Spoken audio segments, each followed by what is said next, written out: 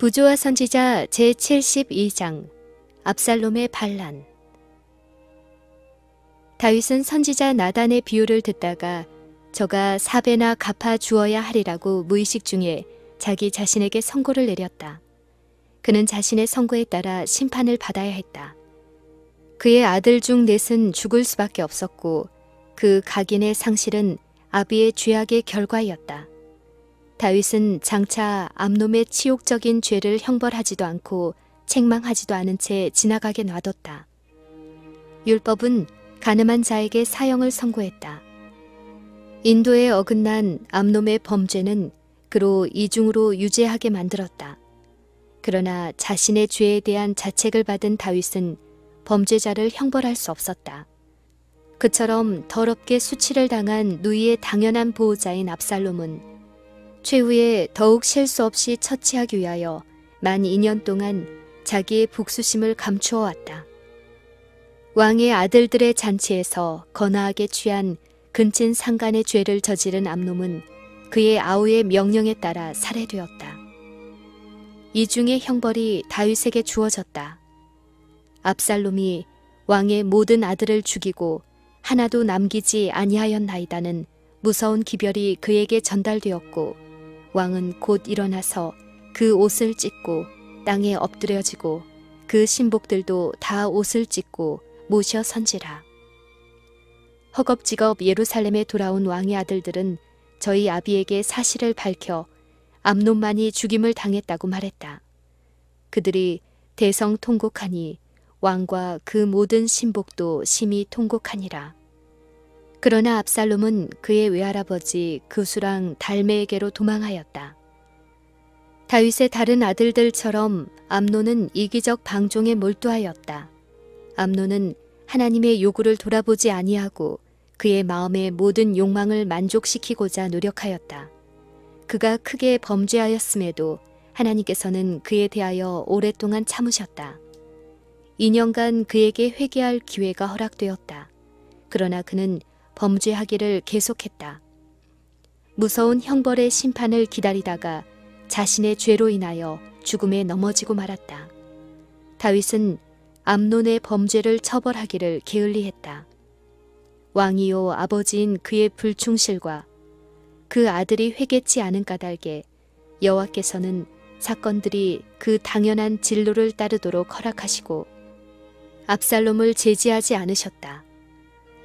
부모나 통치자가 죄악을 처벌할 의무를 게을리할 때 하나님께서 친히 그 일을 처리하실 것이다. 당신의 제지하시는 능력이 악의 대리자들로부터 조금만 거두어져도 악이 악으로 처벌되는 일련의 사건이 일어나게 되는 것이다. 다윗이 암논의 죄를 묵인한 죄의 결과가 이것으로 다 끝나지 않았다. 이때부터 압살롬은 그의 아버지와 멀어지기 시작하였다. 그가 구슬로 도망한 후 다윗은 그의 아들이 범한 죄는 어떠한 처벌이 요구된다는 것을 느끼고 그가 돌아오는 것을 허락하지 않았다. 그리고 이 일은 왕도 포함되어 있는 뒤얽힌 죄악을 감수하기보다는 오히려 증가시키는 경향으로 나아갔다. 정력과 야망은 있으나 절조가 없는 압살롬은 추방으로 인해 국사에 관여하지 못했으며 얼마 후에 위험스러운 음모에 몰두하게 되었다. 2년 끝에 요압은 아버지와 아들 사이에 화해를 이루게 하기로 결심하였다. 이 목적을 고려하던 중 그는 지혜롭다는 평판이 있는 드고와 여인의 도움을 얻었다. 요압의 시킴을 받고 이 여인은 다윗에게 자기는 두 아들만을 유일의 위로와 의지로 삼아오던 과부라고 말했다. 그런데 두 아들이 싸워 그중 하나가 다른 자를 죽였으며 이제 모든 가족과 친척들이 살아남은 자를 죽여 죽은 자를 위해 보복할 것을 요구한다고 말했다. 어머니는 말하기를 그러한즉 저희가 내게 남아있는 수풀을 꺼서 내 남편의 이름과 씨를 세상에 끼쳐두지 아니하겠나이다고 하였다. 왕의 마음은 이 탄원에 감동되었고 그는 그녀의 아들을 왕이 보호할 것을 그 여인에게 보증하였다.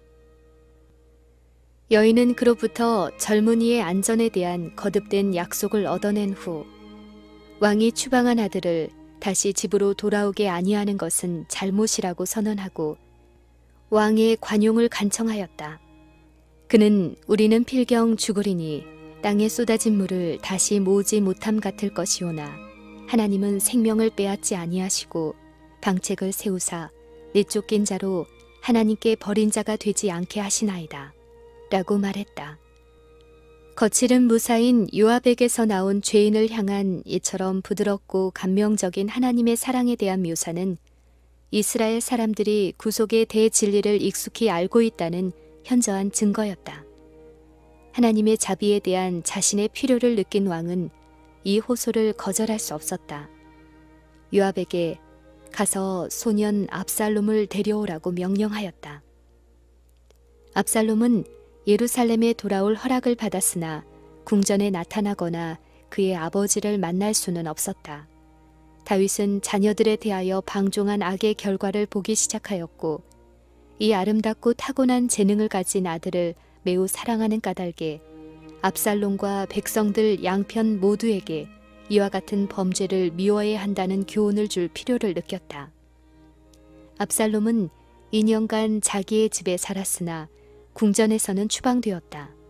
그의 누이가 그와 함께 살고 있었으며 그것은 그녀가 당한 회복할 수 없는 수치를 생생하게 기억나게 하였다.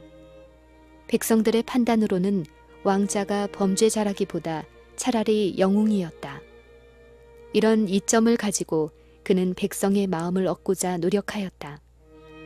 그의 외모는 바라보는 모든 사람에게 찬탄을 얻을 만했다. 온 이스라엘 가운데 압살롬같이 아름다움으로 크게 칭찬받는 자가 없으리니 저는 발바닥부터 정수리까지 흠이 없음이라. 왕이 야망적이요 충동적이요 급한 성격의 소유자로 하여금 2년 동안이나 소문이 파다한 불평의 씨를 품고 있도록 방임해 둔 것은 현명치 못한 일이었다. 그리고 다윗이 압살롬을 예루살렘에 돌아오도록 허락하였으나 자기 앞에 나오지 못하게 한 처사는 압살롬에게 백성의 동정을 사게 하였다. 하나님의 율법을 범한 자기의 범죄에 대한 기억이 항상 그의 앞에 있어서 다윗은 도덕적으로 마비된 것처럼 보였다. 범죄하기 전에는 용기 있고 단호한 사람이었으나 이제 그는 연약하고 우유부단하였다. 백성들에 대한 그의 가마력은 약화되었다. 그리고 이 모든 일은 천리를 어긴 아들의 음모를 유리하게 하였다. 요압의 영향으로 압살롬이 다시 그의 아버지 앞에 나아갈 수 있게 되어 표면적으로는 화해가 이루어졌을지라도 그는 야망적 음모를 계속하였다.